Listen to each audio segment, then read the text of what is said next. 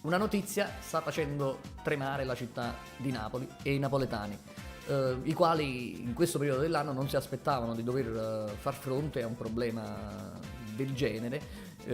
Non si parla d'altro nei bar, negli uffici, dovunque questa notizia sta destando preoccupazioni e soprattutto sta togliendo il posto a quello che è l'argomento preferito da molti napoletani, ovvero il calcio. Quindi non si parla più di calcio, non si parla più di Lavezzi. La notizia in questione, e ve la dico subito, è questa: Mo Veno Frid.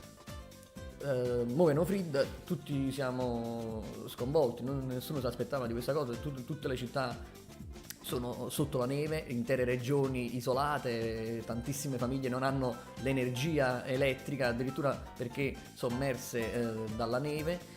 Noi a Napoli, niente, la neve non c'è proprio evitata, abbiamo una sorta di cupola riscaldata probabilmente che non ha fatto scendere neanche un solo fiocco di neve a Napoli, però c'è sta questa ansia da parte di tutti i napoletani, tutti quanti dice mo Veno Frid, giù hai sentito, mo Veno Frid, Mirko Rissa qua, sicuro, riparammoci, non ci facciamo trovare impreparati, ma tu hai sentito, hai sentito mo Veno Frid, a Veno Frid, ma già il saluto già sta qua, chi era venuto già, non è venuto ancora, ma la settimana entro domenica viene, quindi mi raccomando tutti i napoletani allertati, poi non dite che la protezione civile, i mezzi di informazione non vi hanno avvisato.